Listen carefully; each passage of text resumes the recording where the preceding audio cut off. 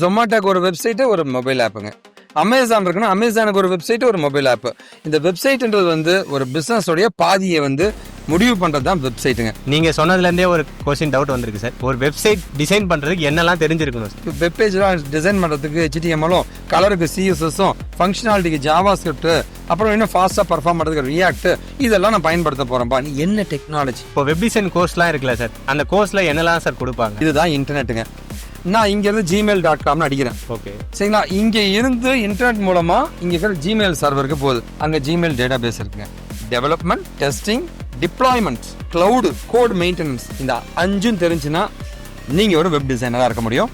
Okay sir. இந்த UI/UX-க்கும் web டிசைனுக்கும் என்ன sir difference? Web design knowledge with UI/UX design knowledge இருந்துச்சுன்னா உனக்கு செம வேல்யூங்க. ஓகே ஓகேவா? வெப் டிசைனோட டெக்னாலஜி சொல்றேன். UI/UX Photoshop, Adobe XD, Figmaங்க. ஓகேவா? சோ இந்த மாதிரி டூல்ஸ் நீங்க லேர்ன் பண்ணிக்கணும். Okay sir. நீங்க வெப் டிசைன் பிகினர்ஸ்லாம் எப்படி பண்ணணும்னு சொல்லிட்டீங்க. இந்த ரெஸ்பான்சிவ் வெப் டிசைன்னா அது எப்படி சார் பண்ணணும்? ரொம்ப சிம்பிள் தம்பி. ஒரு வெப்சைட் வந்து கம்ப்யூட்டர்ல மட்டும் வேலை செஞ்சுன்னா அது நார்மல் வெப்சைட்டுங்க. அதே பார்த்தீங்கன்னா வந்து லைக் ஒரே வெப்சைட் தாங்க லேப்டாப்லயும் வேலை செய்யும், டேப்லயும் வேலை செய்யும், மொபைல்லையும் வேலை செய்யும். அப்படின்னா அது responsive web design. Career gap இருக்கு. EC டிபார்ட்மெண்ட், நான் ஐடில வேலை செஞ்சேன். எல்லாரும் சொல்ற ஒரு பதில் என்ன தெரியுமா? உனக்கு வேலை கிடைக்காது, கெரியர் கேப் இருக்குன்ட்டு.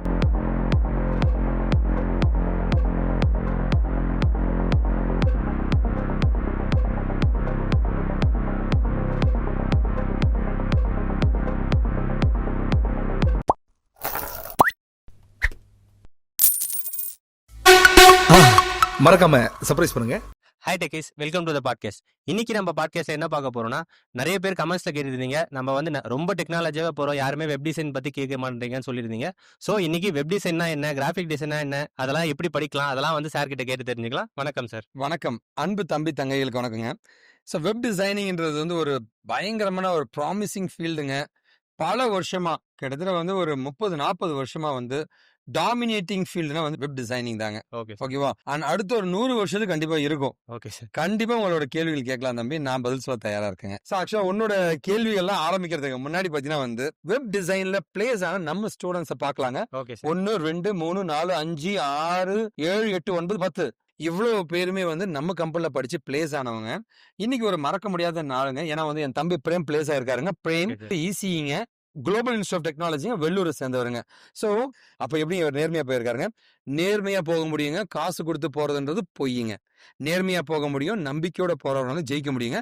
இப்போ அவரோட மோட்டிவேஷன் ஸ்பீச் நம்ம பார்க்கலாம். ஓகே. இப்போ நீங்கள் ஈஸியில இருந்து டெவலப்பராக ஆயிருக்கீங்க. ஸோ ஈஸி நீங்கள் பிளாட்ஃபார்ம் வேற, இது வேற.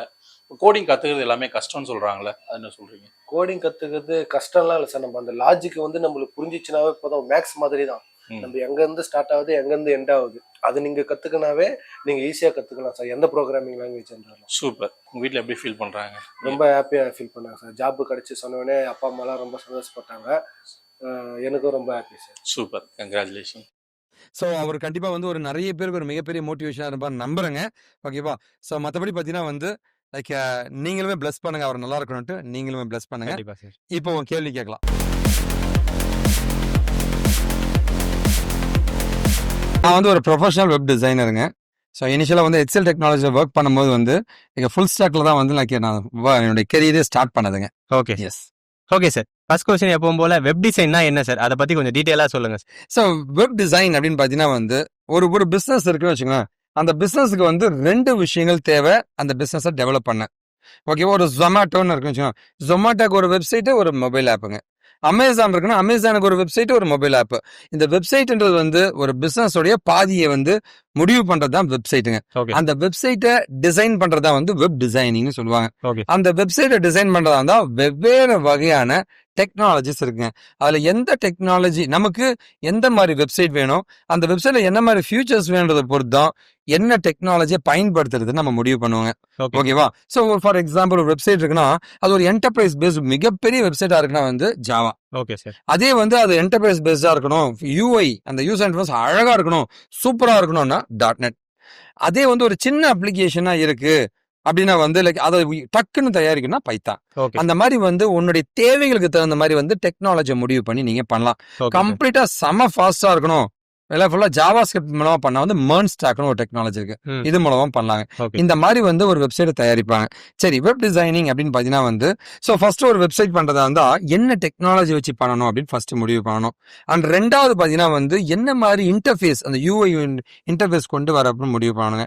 எந்த மாதிரி டிவைசஸ்லாம் இதை ரன் பண்ண போறீங்கன்றது ம். முடிவு பண்ணணுங்க. ஓகே. இது எல்லாத்தையும் முடிவு பண்ணி ஒரு வெப்சைட்டை நீங்க தயாரிச்சீங்கன்னா அதுதான் வெப் டிசைனிங்னு சொல்லுவாங்க.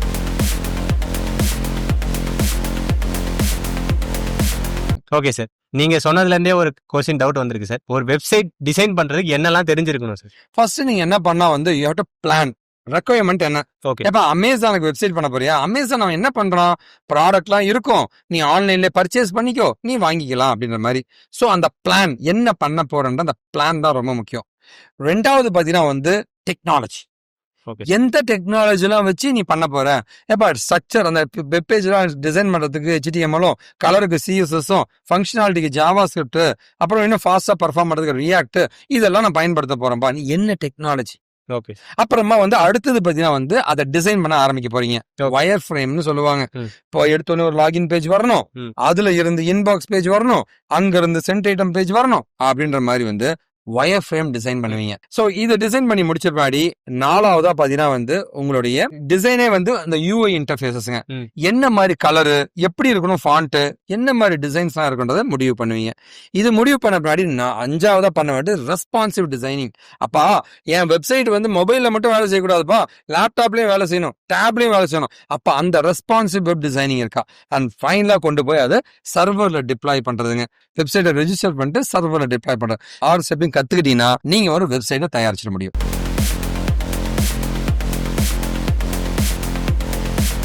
Okay sir. Yeah. அடுத்த கேள்வி, இப்போ வெப் டிசைன் கோர்ஸ்லாம் இருக்குல்ல சார், அந்த கோர்ஸ்ல என்னெல்லாம் சார் கொடுப்பாங்க? சரி, இங்க பாருங்களேன். ஆக்சுவலா வந்து நம்ம வந்து வெப் டிசைனை பத்தி நம்ம பேசுறதுக்கு முன்னாடி வெப் டிசைனை பத்தி ஒரு ஸ்ட்ரக்சர் சொல்லணும். இது நிறைய வீடியோஸ் நான் சொல்லியிருக்கேன், கண்டிப்பா இதுலயும் நான் சொல்றேங்க. பாருங்க, இதுதான் இன்டர்நெட்டுங்க.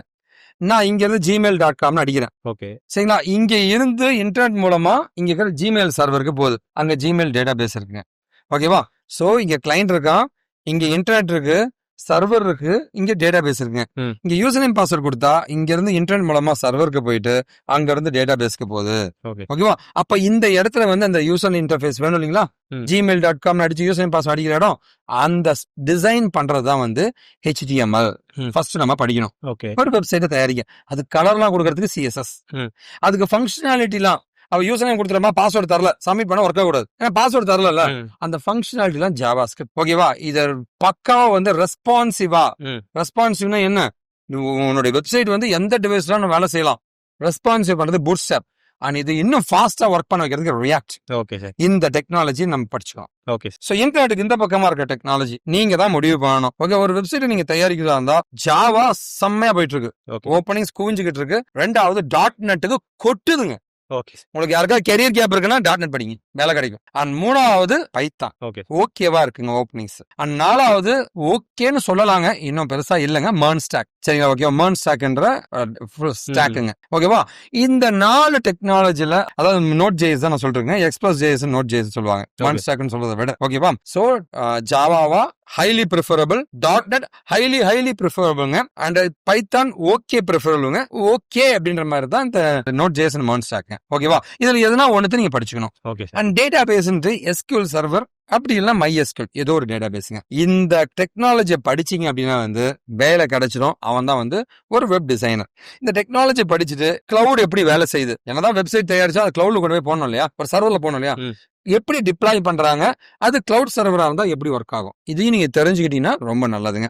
இது இல்லாம பாத்தீங்கன்னா வந்து இந்த கோடெல்லாம் மெயின்டைன் பண்ற வெர்ஷன் மேனேஜ்மெண்ட் சொல்ற GitHubங்க, ஓகே. இதுவும் லேர்ன் பண்ணிட்டா ரொம்ப நல்லதுங்க. இது இல்லாம ஒரு டெவலப்பரா இருக்கிறவன் அதை வெப்சைட்டை டெஸ்டிங்கும் பண்ணியிருந்தாங்கன்னா, இது எல்லாமே இருந்தா development, testing, deployment, cloud, code maintenance, இந்த 5ம் தெரிஞ்சுன்னா நீங்க ஒரு வெப் டிசைனரா இருக்க முடியும். ஸோ இதைத்தான் வந்து ஒரு டெக்னாலஜி கோர்ஸா நம்ம படிக்கணுங்க.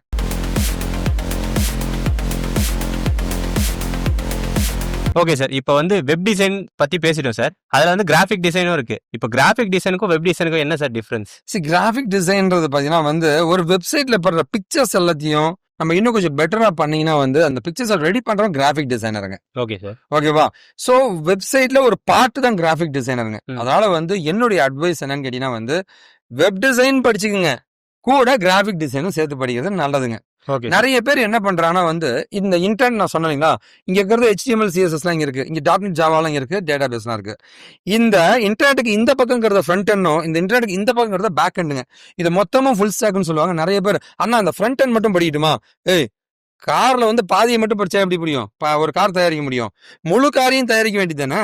ஓகே. புரியுதா? சோ ஃப்ரண்ட் எண்ட் மட்டும் படிக்காம ஃபுல் ஸ்டாக்கா படிக்கிறது மட்டும்தான் சூப்பருங்க. நிறைய சென்டர்ஸ் அதை சொல்ல மாட்டாங்க, உங்களுக்கு ஃப்ரண்ட் எண்ட் மட்டும் படிங்க அப்படின்னு சொல்லுவாங்க. சரிங்களா? ஓகேவா? அப்படி படிச்சு பிரயோஜனமே படாதுங்க, வேலை கிடைக்காதுங்க. ஃபுல் ஸ்டாக்கா படிக்கிறது நல்லதுங்க. ஓகே. கிராஃபிக் டிசைன் பொறுத்த வரைக்கும் பாத்தீங்கன்னா போட்டோஷாப் அந்த மாதிரி ஃபிக்மா டூல் அந்த மாதிரி தெரிஞ்சுக்க அந்த டூல்ஸ் வச்சு நம்ம பண்ணிக்கலாங்க. But still web design course படிச்சுட்டு கிராஃபிக் டிசைன் ஒரு அடிஷனலா தெரிஞ்சுக்கிறது நல்லதுங்க.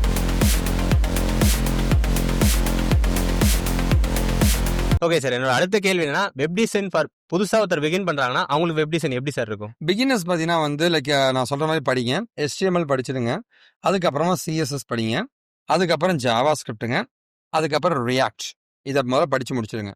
அப்புறம் இந்த ரெண்டாவதா இருக்கிற ஸ்டாக்ல வந்து .NET ஜாவாவோ பைத்தானோ மவுன் ஸ்டாக்ல இருக்கிற நோட் ஜேஎஸோ இல்ல எக்ஸ்பிரஸ் ஜேஎஸோ படிச்சுக்கலாம். இதுல எதனா ஒரு ஸ்டாக் படிச்சுட்டு அப்புறம் டேட்டா பேஸை படிச்சிடுங்க. ஓகே, இதுதான் இந்த ஆர்டர்ல தான் படிக்கணும். ஃப்ரண்ட் எண்ட் படிச்சுட்டு பேக் எண்ட் படிச்சுட்டு டேட்டா பேஸ் படிக்கிறது புத்திசாலித்தனம். சரி, அடுத்தது பாத்தீங்கன்னா வந்து என்னதான் வந்து நீங்க வந்து கோர்ஸ் படிச்சாலும் வேஸ்ட்டுங்க. யூடியூப்லயே எல்லாமே இருக்கு. Okay sir. சோ ஒரு சென்டர்ல போய் நீங்க படிக்கிறதா இருந்தா ரொம்ப முக்கியம் ப்ராஜெக்ட் தான். சோ அந்த பேக் எண்ட்ல இருக்கிற ஃப்ரேம் ஒர்க்ல இருக்க .NET ஜாவா பைத்தான் PHPயோ இல்ல வந்து மவுன்ஸ்டாக் இருக்குன்னா அதுல லேட்டஸ்டா இருக்க ஃப்ரேம் ஒர்க் எடுத்துக்கங்க. அது கூட வெப் API மைக்ரோ சர்வீசஸ்லாம். இப்ப .NET படிக்கிறீங்கன்னா இப்ப நம்ம கம்பெனில .NETல வந்து .NET கோர் வித் வெப் APIங்க வித் ரியாக்டுங்க மைக்ரோ சர்வீசஸ்ங்க. இதுதான் கம்பெனில யூஸ் பண்றாங்க. வேலை கிடைக்காத காரணம் என்ன? இந்த விஷயத்த உங்களுக்கு சொல்லி தர மாட்டாங்க சென்டர்காரங்க ப்ராஜெக்ட் பண்றதுக்கு. ஜாவானா Spring Boot with web API with React with micro சர்வீசஸ்ங்க. Okay sir. சோ இப்ப Django Python Django framework இருக்குன்னா அதுல வந்து web API with micro services படிக்கணும். சரிங்களா? ஓகேவா? இந்த மாதிரி பாத்தீங்கன்னா இப்ப லாராவல் படிக்கிறீங்க, PHP படிக்கிறீங்க, லாராவல் ஃப்ரேம் ஒர்க் வச்சு படிங்க. அந்த மாதிரி வந்து அந்த ஃப்ரேம் ஒர்க் லேட்டஸ்ட் ஃப்ரேம் ஒர்க்குங்க, அதுக்கான லேட்டஸ்டான கான்செப்ட்ஸுங்க வித் மைக்ரோ சர்வீசஸ் இந்த மாதிரி பண்ணா மட்டும்தான் வந்து வேலை கிடைக்குங்க. சோ ப்ராஜெக்ட் பண்ணாதான் வேலை கிடைக்கும். இப்போ பிகினர்ஸ்னா இவ்வளவும் படிக்கணும் அவங்க. கண்டிப்பா படிச்சுட்டு ப்ராஜெக்ட் பண்ணிருக்கணும். ஓகே. ப்ராஜெக்ட் பண்ணா மட்டும்தான் வேலை கிடைக்கும். Okay sir. நீங்க வெப் டிசைன் பிகினர்ஸ்லாம் எப்படி பண்ணணும்னு சொல்லிட்டீங்க. இந்த ரெஸ்பான்சிவ் வெப் டிசைன்னா அது எப்படி சார் பண்ணணும்? ரொம்ப சிம்பிள் தம்பி. ஒரு வெப்சைட் வந்து கம்ப்யூட்டர்ல மட்டும் வேலை செஞ்சுன்னா அது நார்மல் வெப்சைட்டுங்க. அதே பாத்தீங்கன்னா வந்து ஒரே வெப்சைட் தாங்க லேப்டாப்லயும் வேலை செய்யும், டேப்லயும் வேலை செய்யும், மொபைல்லயும் வேலை செய்யும் அப்படின்னா அது ரெஸ்பான்சிவ் வெப் டிசைன். அதாவது அந்த டிவைஸுக்கு தகுந்த மாதிரி தன்னைத்தானே மாற்றிக்கொள்ளக்கூடிய திறமை இருக்கிற வெப்சைட் தான் வந்து சொல்லுவாங்க. ஸோ பூட்ஸ்ட்ராப் அண்ட் ரியாக்ட்லாம் வந்து ரெஸ்பான்சிவ் வெப் டிசைன் தயாரிக்கிறதுக்கான டெக்னாலஜிங்க.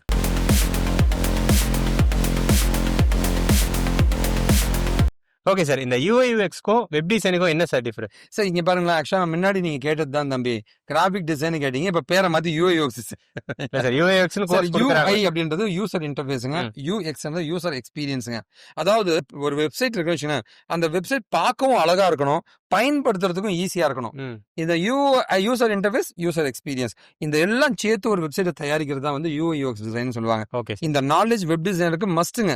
ஓகே. ஆனா இது படிக்கிறது அதை படிக்கிறது என்ன ப்ரிஃபரன்ஸ் வந்து வெப் டிசைனிங் தான். Okay sir. ஓகேவா? Web design knowledge with UI UX design knowledge இருந்துச்சுன்னா உனக்கு சம வேல்யூங்க. Okay sir. ஓகேவா? வெப் டிசைனோட டெக்னாலஜி சொல்றேன், UI UX Photoshop, Adobe XD, ஃபிக்மாங்க. ஓகேவா? சோ இந்த மாதிரி டூல்ஸ் நீங்க லேர்ன் பண்ணிக்கணும். ஓகேவா? இந்த மாதிரி டூல்ஸ் நீங்க லேர்ன் பண்ணிக்கிட்டு நீங்க வந்து மாக் டிசைன் சொல்லுவாங்க, ஒரு வெப்சைட் எப்படி இருக்கும் அப்படின்றத டிசைன் பண்ணி காமிக்கிறதுங்க. புரியுங்களா? ஓகேவா? நம்ம ஒரு வீடு கட்ட போறோம்னா வந்து பிளான் போடுவோம் இல்லையா? ஆமா சார். அதே மாதிரி தாங்க ஒரு பிளான் அழகா போடுறது வந்து UI UX டிசைன் மூலமா பண்ணிட்டு அப்புறம் ரியலான வெப்சைட்டை தயாரிப்பாங்க.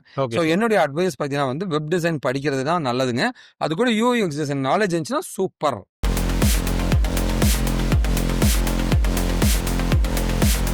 சார் இப்போ வெப் டிசைன் பண்ணோம்னா நம்மளுக்கு நிறைய டூல்ஸ் தேவைப்படும் சார், VS கோட் அந்த மாதிரி தேவைப்படும். ஆனா நம்ம வெறும் நோட் பேடை வச்சே பண்ண முடியுமா சார்? ஆக்சுவலா பார்த்தீங்கன்னா வந்து நோட் பேட் பண்றது எல்லாமே வந்து எங்க காலங்கள் தம்பி. ஆக்சுவலா வந்து ஒரு HTML ஒரு கோட் வெப்சைட்டோட கோடை எழுதிட்டு அதை சேவ் பண்ணும்போது .html அப்படின்னு அந்த எக்ஸ்டென்ஷன்ல சேவ் பண்ணி நாங்க ரன் பண்ணிப்போம். Okay sir. அது வந்து லைக் பண்ண முடியும், நோட் பேடை வச்சும் பண்ண முடியும். ஆனா இப்ப பாத்தீங்கன்னா வந்து நிறைய டூல்ஸுங்க, பிராக்கெட்ஸ்னு ஒரு டூல் இருந்துச்சுங்க, ரொம்ப சூப்பரா இருந்துச்சுங்க வெப் டிசைன்லாம் பண்றதுக்குங்க. இப்ப பாத்தீங்கன்னா இன்னும் அட்வான்ஸா விஎஸ் கோட், விஷுவல் ஸ்டுடியோ கோட்லயே வந்து ஏகப்பட்ட எக்ஸ்டென்ஷனோட வந்து ஒரு வெப்பேஜை டக்குன்னு டிசைன் பண்ற மாதிரி வந்துருச்சுங்க. ஓகே, மற்றபடி பார்த்தீங்கன்னா வந்து ஒருவேளை சாஃப்ட்வேர் உங்க லேப்டாப்ல இல்லைன்ற பட்சத்தில் நோட் பேடை வச்சும் வெப்பேஜ் தயாரிக்க முடியும்.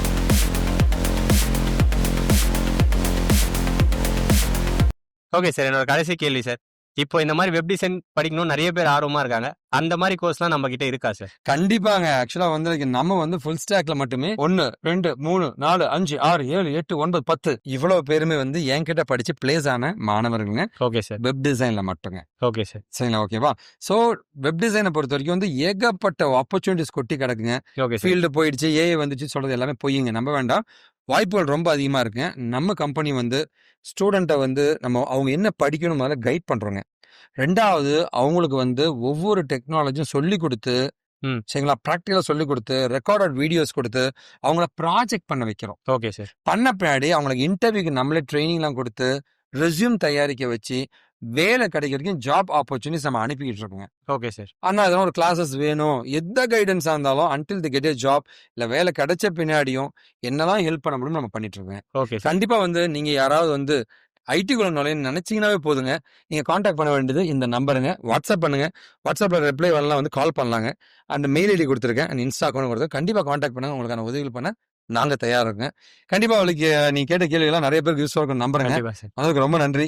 நன்றி சார். அண்ட் நன்றிங்க. ஸோ உங்களுக்கு இந்த வீடியோ பிடிச்சா லைக் கொடுங்க. அண்ட் உங்களுக்கு என்னெல்லாம் டெக்னாலஜி வேணுன்றது கமெண்ட் பண்ணுங்க, நாங்கள் உங்களுக்கு பண்ண தயாராக இருக்கோம். நன்றி. என்கிட்ட படிச்சு நேர்மையா வேலைக்கு போன 1000 மாணவர்கள் தான் நீங்க பார்த்துட்டு இருக்கீங்க.